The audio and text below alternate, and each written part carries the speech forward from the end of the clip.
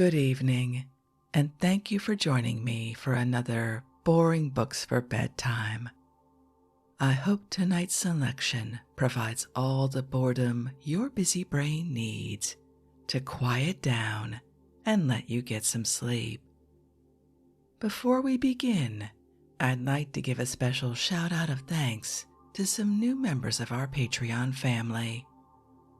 Wes, Ellie, Ginger, Rita D, Christina, David, Lincoln, and Steve. Thank you all so much for supporting this podcast. By becoming members of Patreon, you help us remain 100% listener-supported and ad-free for everyone, and it's very much appreciated. If you're interested in supporting Boring Books for Bedtime and finding out more about the perks available to subscribers, including exclusive episodes heard nowhere else, you'll find a link to Patreon in the show description.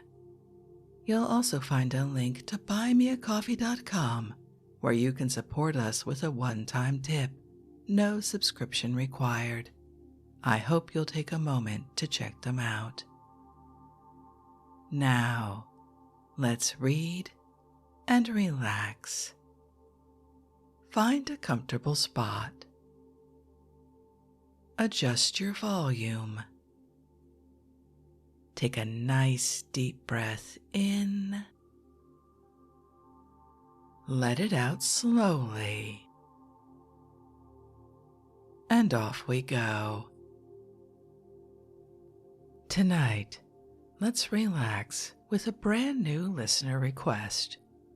We're reading The Story of a Boulder, or Gleanings from the Notebook of a Field Geologist, by Archibald Geikie of the Geological Survey of Great Britain, illustrated with woodcuts. First published in 1858 by Thomas Constable & Co., printer to Her Majesty of Edinburgh, and Hamilton Adams & Co., London. Let's begin. To George Wilson, M.D., F.R.S.E., Regius Professor of Technology in the University of Edinburgh, these pages are affectionately inscribed. Preface. The present volume has been written among the rocks which it seeks to describe during the intervals of leisure of a field geologist. Its composition has been carried on by snatches, often short and far apart, some of the descriptions having been jotted down on the spot by streamlet and hillside, or in the quiet of old quarries, others again in railway carriage or stagecoach. By much the larger portion, however, has been written by the village fireside after the field work of the day was over, a season not the most favorable to any mental exercise, for weariness of body is apt to beget lassitude of mind. In short, were I to say that these chapters have been as often thrown aside and resumed again as they contain paragraphs, the statement would probably not exceed the truth. But the erratic life of an itinerant student of science is attended with yet greater disadvantages. It entails an absence from all libraries, more especially scientific ones, and the number of works of reference admissible into his Parva Supellex must ever be few indeed. With these hindrances, can the writer venture to hope that what has thus been so disjointed and unconnected to him will not seem equally so to his readers? Yet if his descriptions, written as it were, face to face with nature, are found to have caught some tinge of nature's freshness, and please the reader well enough to set him in the way of becoming a geologist, he shall have accomplished all his design. It cannot be too widely known or too often pressed on the attention, especially of the young, that a true acquaintance with science, so delightful to its possessors, is not to be acquired at second hand. Textbooks and manuals are valuable only so far as they supplement and direct our own observations. A man whose knowledge of nature is derived solely from these sources differs about as much from one who betakes himself to nature herself as a dusty, desiccated mummy does from a living man. You have the same bones and sinews in both, but in the one they are hard and dry, wholly incapable of action. In the other, they are instinct with freshness and life. He who would know what physical science really is must go out into the fields and learn it for himself, and whatever branch he may choose, he will not be long in discovering that a forenoon intelligently spent there must be deemed of far more worth than days and weeks passed among books. He sees the objects of his study with his own eyes, and not through the spectacles of books. Facts come home to him with a vividness and reality they never can possess in the closet. The free, buoyant air brightens his spirits and invigorates his mind, and he returns again to his desk or his workshop with a store of new health and pleasure and knowledge. Geology is peculiarly rich in these advantages and lies in a manner open to all. No matter what may be the season of the year, it offers always some material for observation. In the depth of winter, we have the effects of ice and frost to fall back upon, though the country should lie buried in snow.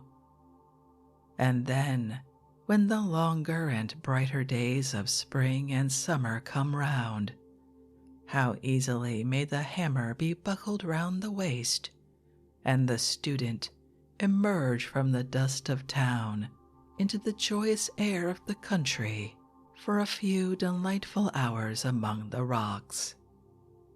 Or when autumn returns with its long-anticipated holidays, and preparations are made for a scamper in some distant locality, hammer and notebook will not occupy much room in the portmanteau, and will certainly be found most entertaining company.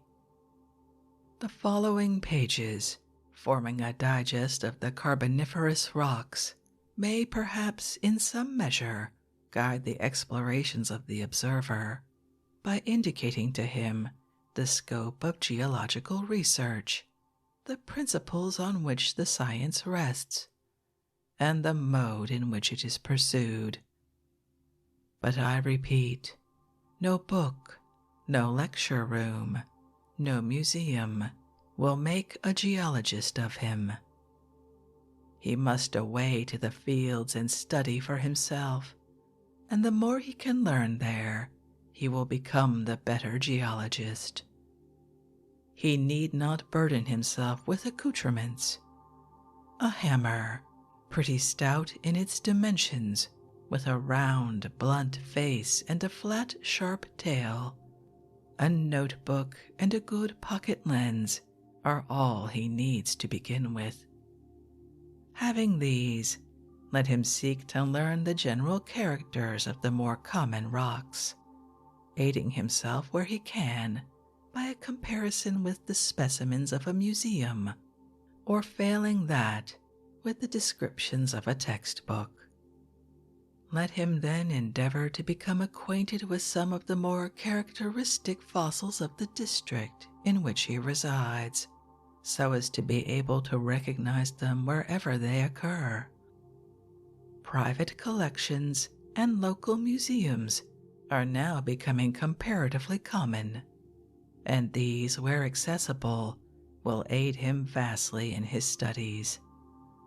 Having at length mastered the more abundant rocks and organic remains of his neighborhood, Let him try to trace out the connection of the different strata across the country so as to understand its structure.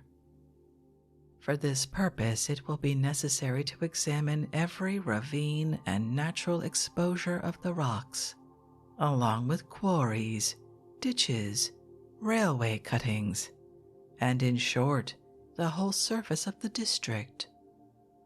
A general notion of the geology of the place will not perhaps be a very difficult attainment.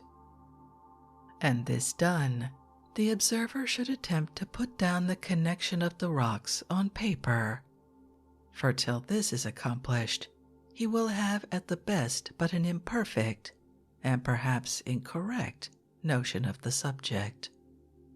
The best map of the district should be obtained.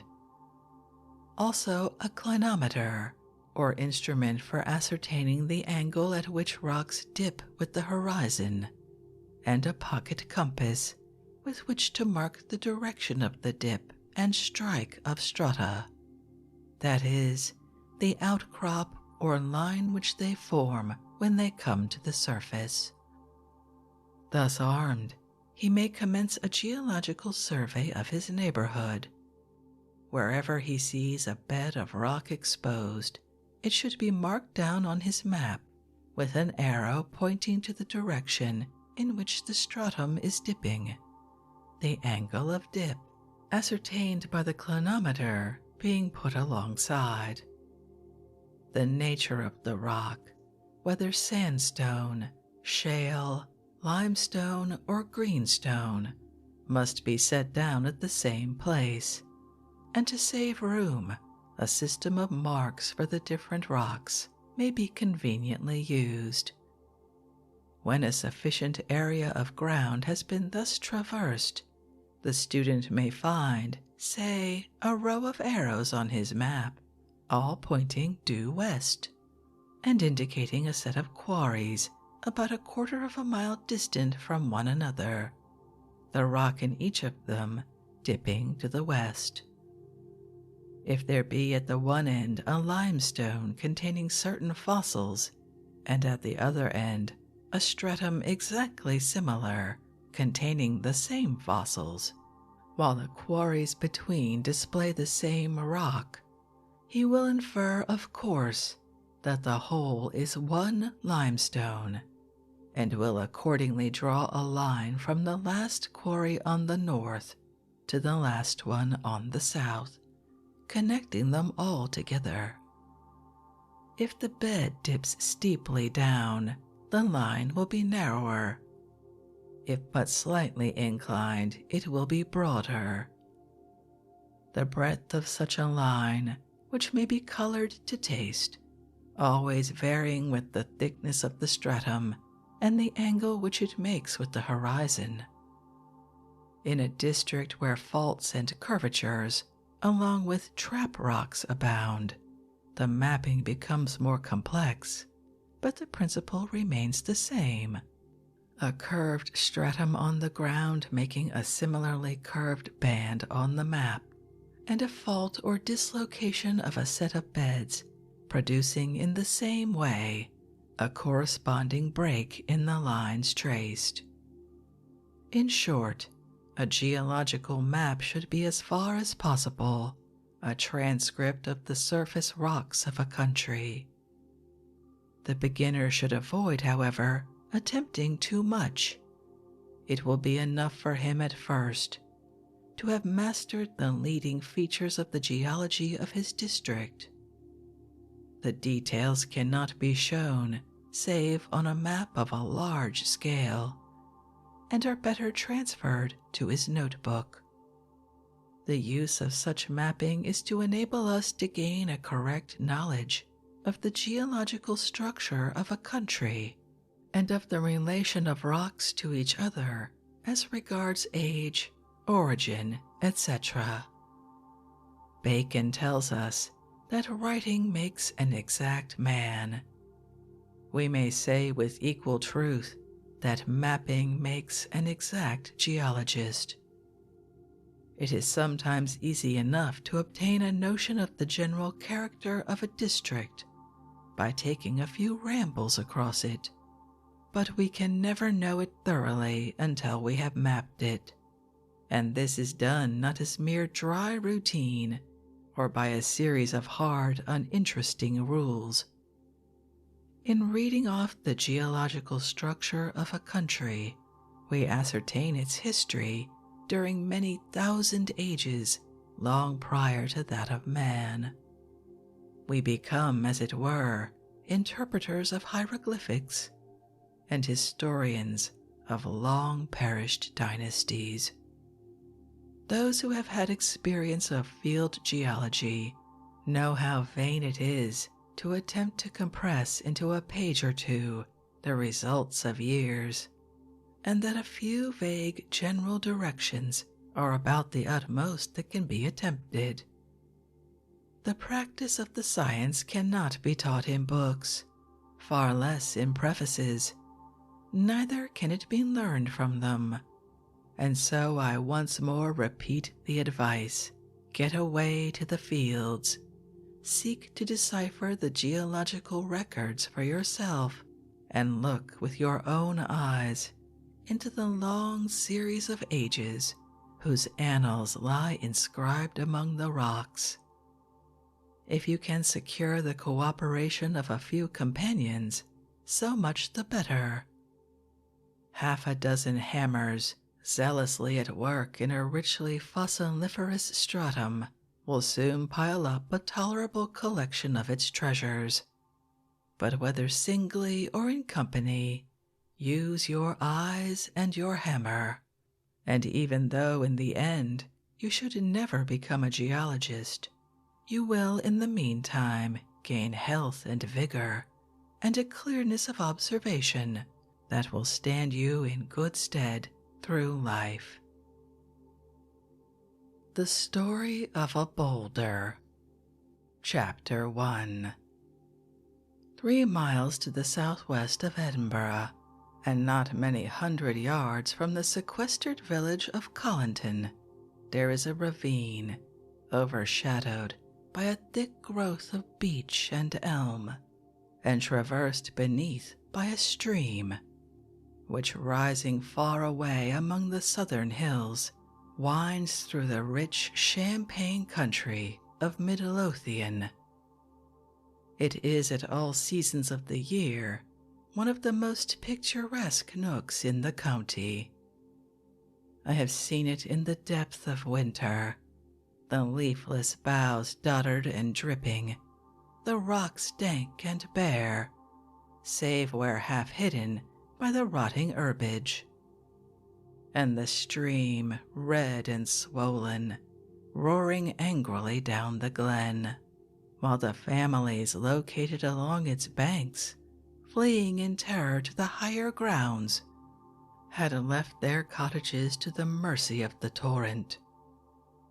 The last time I visited the place was in the heart of June, and surely never did woodland scene appear more exquisitely beautiful. The beech trees were in full leaf and shot their silvery boughs in slender arches athwart the dell, intertwining with the broader foliage and deeper green of the elm, and the still darker spray of the stately fir. The rocks on either side were tapestried with verdure. Festoons of ivy, with here and there a thread of honeysuckle interwoven, hung gracefully from the cliffs overhead. Each projecting ledge had its tuft of harebells, or speedwell, or dog violets, with their blue flowers peeping out of the moss and lichens. The herb Robert trailed its red blossoms over crag and stone. The wood sorrel nestled its bright leaves and pale flowerets among the gnarled roots of beech and elm, while high over all, alike on the rocks above and among the ferns below, towered the gently drooping stalks of the foxglove.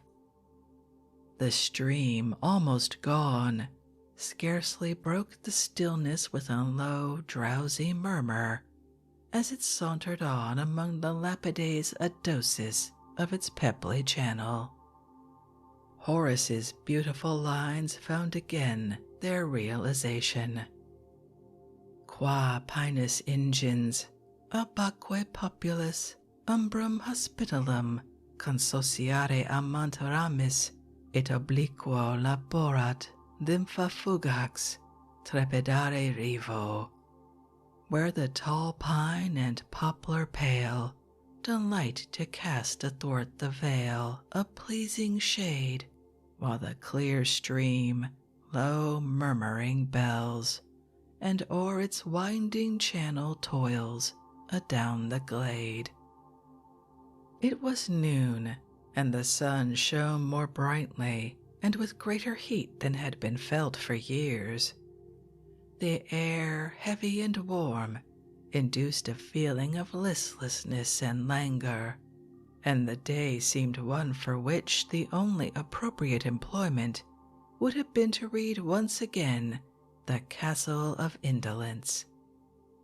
But failing that, I found it pleasant to watch the flickering light shot in fitful gleams through the thick canopy of leaves, and thus in the coolness of the shade to mark these rays, sole messengers from the sweltering world around, as they danced from rock to stream, now lighting up the ripples that curled dreamily on, now checkering some huge boulder that lay smooth and polished in mid-channel, anon glancing playfully among the thickets of briar or honeysuckle and vanishing in the shade.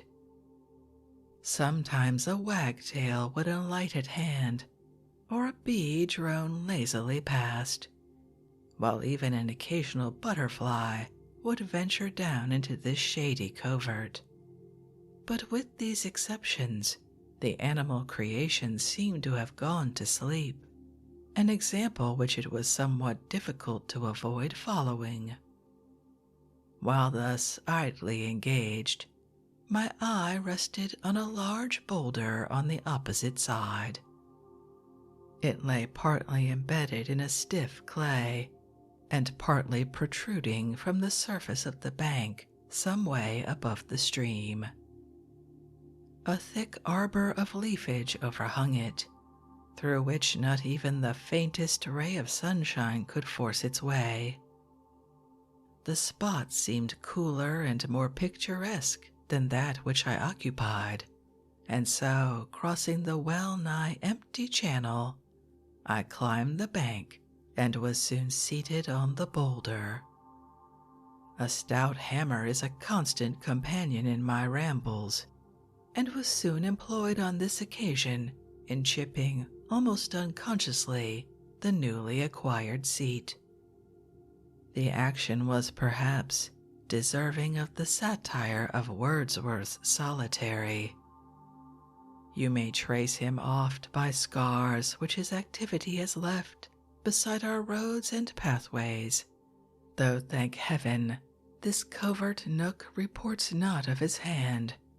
He who with pocket hammer smites the edge of luckless rock or prominent stone, disguised in weather stains, or crusted o'er by nature with her first growths, detaching by the stroke a chip or splinter to resolve his doubts, and with that ready answer satisfied, the substance classes by some barbarous name and hurries on, or from the fragments picks his specimen, if but imply intervened with sparkling mineral, or should crystal cube lurk in its cells, and thinks himself enriched, wealthier, and doubtless wiser than before. There was nothing in the distant aspect of the boulder to attract attention. It was just such a mass as dozens of others all round, nor on closer inspection might anything peculiar have been observed. It had an irregularly oblong form, about 2 or 3 feet long and half as high. Ferns and herbage were grouped around it.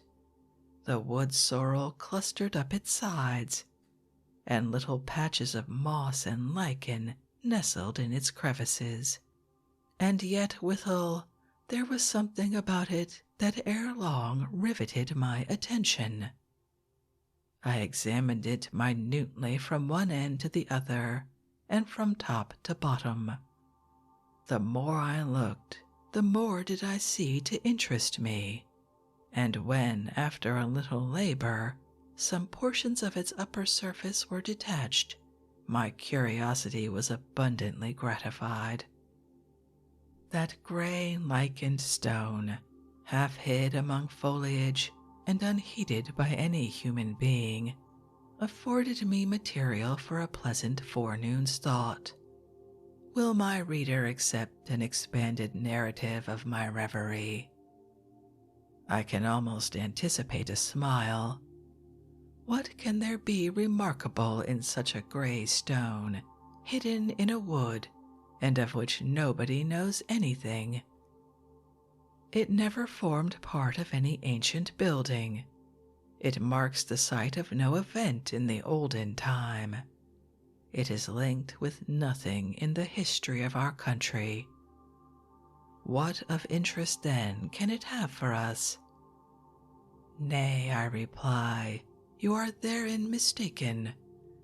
It is assuredly linked with the history of our country. It does mark the passing of many an historical event long ere human history began. And though no tool ever came upon it, it did once form part of a building that rose under the finger of the Almighty during the long ages of a bygone eternity.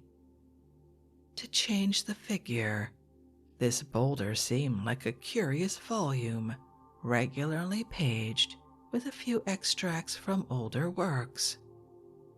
Bacon tells us that some books are to be tasted, others to be swallowed, and some few to be chewed and digested. Of the last honor I think the boulder fully worthy, and if the reader will accompany me, I shall endeavor to show him how the process was attempted by me. The rock consisted of a hard gray sandstone, finely laminated above and getting pebbly and conglomeratic below. The included pebbles were well worn and belonged to various kinds of rock. The upper part of the block was all rounded, smooth, and deeply grooved, and when split open, displayed numerous stems and leaflets of plants converted into a black, coaly substance. These plants were easily recognizable as well-known organisms of the Carboniferous strata, and it became accordingly evident that the boulder was a block of Carboniferous sandstone. The pebbles below, however, must have been derived from more ancient rocks, and they were thus seen to represent some older geological formation. In this gray rock, therefore, there could at once be detected well-marked traces of at least 2 widely separated ages. The evidence for each was indubitable, and the chronology of the whole mass could not be mistaken. The surface striation bore undoubted evidence of the glacial period. The embedded plants as plainly indicated the far more ancient era of the coal measures, while the pebbles of the base pointed, though dimly, to some still more primeval age. I had here, as it were, a quaint old black-letter volume of the Middle Ages, giving an account of events that were taking place at the time it was written, and containing on its earlier pages numerous quotations from authors of antiquity. The scratched surface, to complete the simile, may be compared to this old work done up in a modern binding. Let us then first of all look for a little at the exterior of the volume and inquire into the origin of that strangely striated surface and of the clay in which the boulder rested. Chapter 2. Has the reader, when wandering up the course of a stream, rod in hand perhaps, ever paused at some huge rounded block of gneiss or granite damming up the channel, and puzzled himself for a moment to conjecture how it could get there? Or when rolling along in a railway carriage through some deep cutting of sand, clay, and gravel, did the question ever obtrude itself how such masses of water-worn material came into existence? Did he ever wonder at the odd position of some huge gray boulder far away among the hills, arrested as it were on the steep slope of a deep glen, or perched on the edge of a precipitous cliff, as though a push with the hand would hurl it down into the ravine below? Or did he ever watch the operations of the quarrymen, and mark, as each spadeful of soil was removed, how the surface of the rock below was all smoothed and striated and grooved? These questions, seemingly simple enough, involve what was wont to be one of the greatest problems of geology, and not many years have elapsed since it was solved. The whole surface of the country was observed to be thickly covered with a series of clays, gravels, and sands, often abounding in rounded masses of rock of all sizes up to several yards in diameter. These deposits were seen to cover all the harder rocks, and to occur in a very irregular manner, sometimes heaped up into great mounds, and sometimes entirely wanting. They were evidently the results of no agency visible now, either on the land or around our coasts. They had an appearance rather of tumultuous and violent action, and so it was wisely concluded that they must be traces of the great deluge. The decision had at least this much in its favor: it was thoroughly orthodox, and accordingly received marked approbation, more especially from those who wished well to the young science of geology, but were not altogether sure of its tendencies. But alas, this promising symptom very soon vanished. As observers multiplied, and investigations were carried on in different countries, the truth came out that these clays and gravels were peculiarly a northern formation, that they did not appear to exist in the south of France, Italy, Asia Minor, Syria, and the contiguous countries. If then they originated from the rushing of the diluvian waters, these southern lands must have escaped the catastrophe, and the site of the plains of Eden would have to be sought somewhere between the Alps and the North Pole. This, of course, shocked all previous ideas of topography. It was accordingly agreed, at least among more thoughtful men, that with these clays and sands the deluge could have had nothing to do. Other theories speedily sprang up, endeavoring to account for the phenomena by supposing great bodies of water rushing with terrific force across whole continents, sweeping away the tops of hills, tearing up and dispersing entire geological formations, and strewing the ocean bottom with scattered debris. But this explanation had the disadvantage of being woefully unphilosophical and not very clearly orthodox. Such debacles did not appear to have ever taken place in any previous geologic era, and experience was against them. Besides, they did not account for some of the most evident characteristics of the phenomena, such as the northern character of the formation, the long parallel striations of the rock surfaces, and the perching of huge boulders on lofty hills, often hundreds of miles distant from the parent rock. Geologists were completely at fault, and the boulder clay remained a mystery for years. When we consider the physical aspects of the countries where the question was studied, we cannot much wonder that the truth was so hard to find. In the midst of cornfields and meadows, one cannot readily realize the fact that the spot where they stand has been the site of a widespread sea, and that where now villages and green lanes meet the eye, there once swam the porpoise and the whale, or monsters of a still earlier creation, unwieldy in bulk and uncouth in form. Such changes, however, must have been, for their traces meet us on every hand.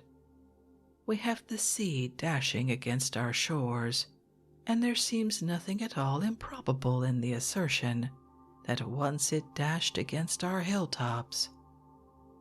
No one, therefore, has any difficulty in giving such statements his implicit belief.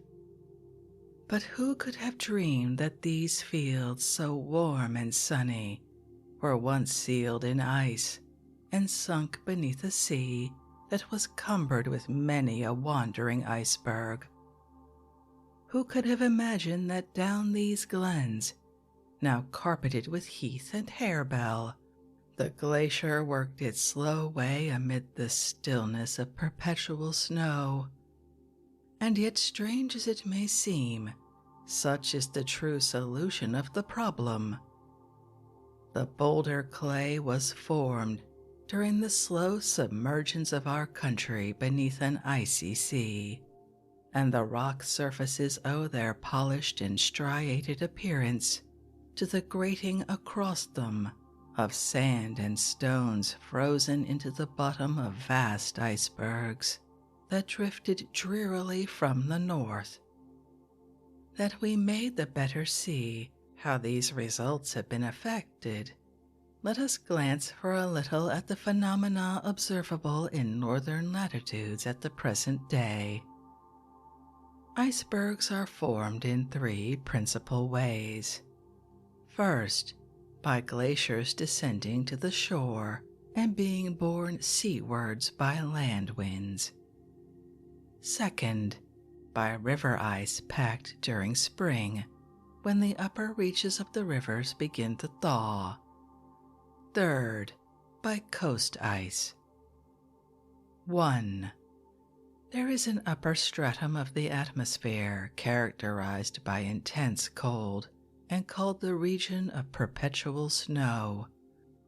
It covers the earth like a great arch, the two ends resting, one on the Arctic, the other on the Antarctic zone, while the center, being about 16,000 feet above the sea, rises directly over the tropics.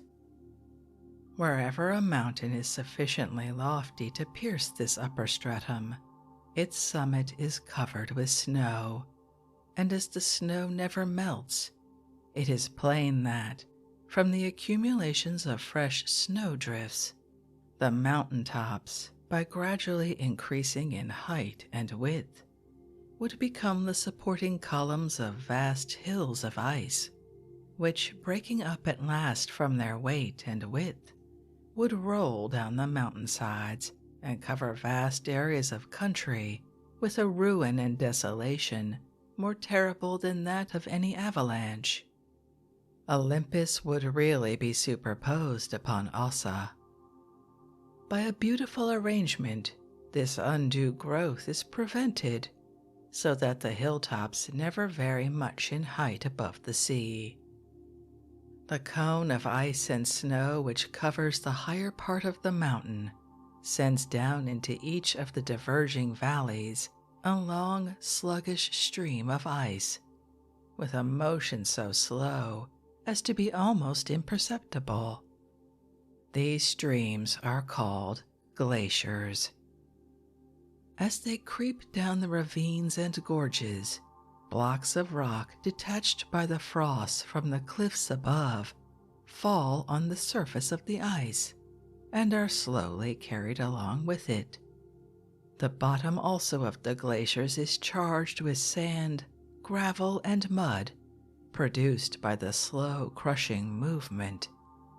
Large rocky masses become eventually worn down into fragments, and the whole surface of the hard rock below is traversed by long parallel grooves and striae in the direction of the glacier's course. Among the Alps, the lowest point to which the glacier descends is about 8,500 feet. There the temperature gets too high to allow of its further progress, and so it slowly melts away, choking up the valleys with piles of rocky fragments called moraines, and giving rise to numerous muddy streams that traverse the valleys, uniting at length into great rivers such as the Rhone, which enters the Lake of Geneva, turbid and discolored with glacial mud. Note: the average height of the snow line within the tropics is 15,207 feet, but it varies according to the amount of land and sea adjacent and other causes. Thus, among the Bolivian Andes, owing to the extensive radiation and the ascending currents of air from the neighboring plains and valleys, the line stands at a level of 18,000 feet, while on mountains near Quito, that is immediately on the equatorial line, the lowest level is 15,795.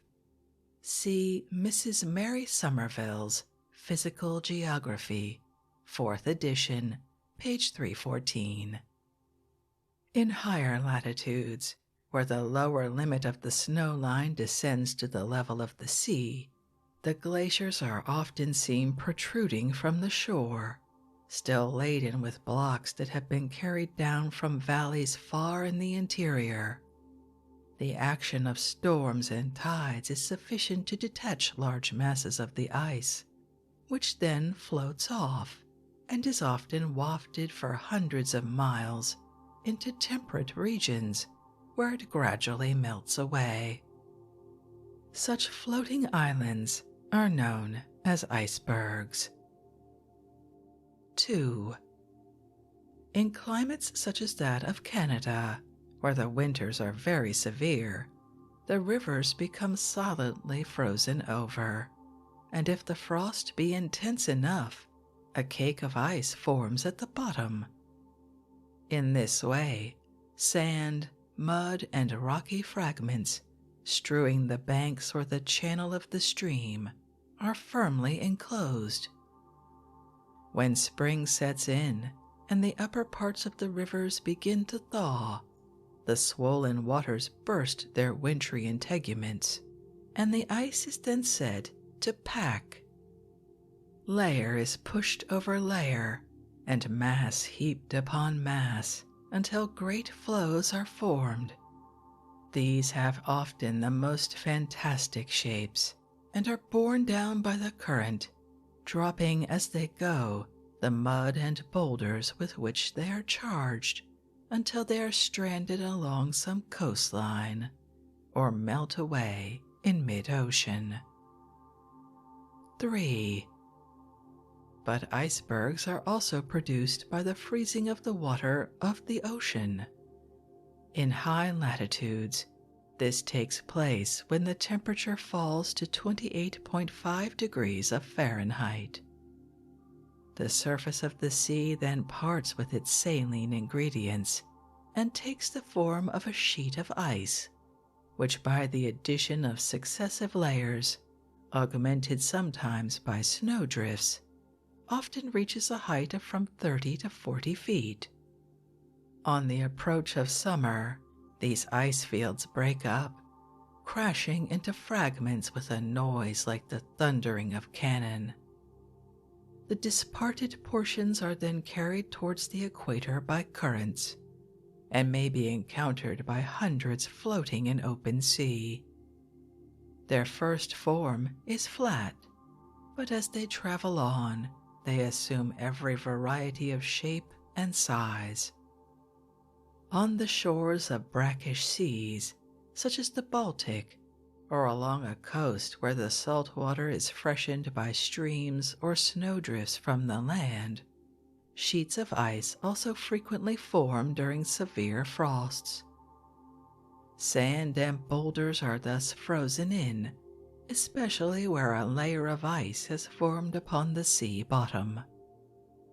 The action of gales or of tides is sufficient to break up these masses, which are then either driven ashore and frozen in a fresh cake of ice, or blown away to sea. The bergs formed in this way have originally a low, flat outline, and many extend as ice fields over an area of many miles, while at a later time they may be seen towering precipitously as great hills some 200 or 300 feet high. Note: I was informed by the late Mr. Hugh Miller that a seam of shale abounding in liassic fossils has been found intercalated among the boulder clay beds in the vicinity of Ethe. He explained its occurrence there by supposing that it had formed a reef along a shore where ground ice was forming, and so having been firmly frozen in, it was torn up on the breaking of the ice and deposited at a distance among the mud at the sea bottom. Few sights in nature are more imposing than that of the huge solitary iceberg, as regardless alike of wind and tide, it steers its course across the face of the deep far away from land. Like one of the Hrimthursar or frost giants of Scandinavian mythology, it issues from the portals of the north armed with great blocks of stone. Proudly it sails on. The waves that dash and foam against its sides shake not the strength of its crystal walls, nor tarnish the sheen of its emerald caves. Sleet and snow, storm and tempest are its congenial elements. Night falls around, and the stars are reflected tremulously from 1,000 peaks, and from the green depths of caverns measureless to man. Dawn again arises, and the slant rays of the rising sun gleam brightly on every projecting crag and pinnacle, as the berg still floats steadily on. Yet as it gains more southern latitudes, what could not be accomplished by the united fury of the waves is slowly affected by the mildness of the climate. The floating island becomes gradually shrouded in mist and spume. Streamlets everywhere trickle down its sides, and great crags ever and anon fall with a sudden plunge into the deep. The mass, becoming top-heavy, reels over, exposing to light rocky fragments still firmly embedded. These, as the ice around them gives way, are dropped one by one into the ocean, until at last the iceberg itself melts away, the mists are dispelled, and sunshine once more rests upon the dimpled face of the deep. If, however, before this final dissipation, the wandering island should be stranded on some coast, desolation and gloom are spread over the country for leagues. The sun is obscured and the air chilled. The crops will not ripen, and to avoid the horrors of famine, the inhabitants are fain to seek some more genial locality until the ice shall have melted away, and months may elapse before they can return again to their villages. The iceberg melts away, but not without leaving well-marked traces of its existence. If it disappear in mid-ocean, the mud and boulders with which it was charged are scattered athwart the sea bottom. Blocks of stone may thus be carried across profound abysses and deposited hundreds of miles from the parent hill, and it should be noticed that this is the only way, so far as we know, in which such a thing could be effected. Great currents could sweep masses of rock down into deep gulfs, but could not sweep them up again, far less repeat this process for hundreds of miles. Such blocks could only be transported by being lifted up at the one place and set down at the other, and the only agent we know of capable of carrying such a freight is the iceberg. In this way, the bed of the sea in northern latitudes must be covered with a thick stratum of mud and sand, plentifully interspersed with boulders of all sizes, and its valleys must gradually be filled up as year by year the deposit goes on.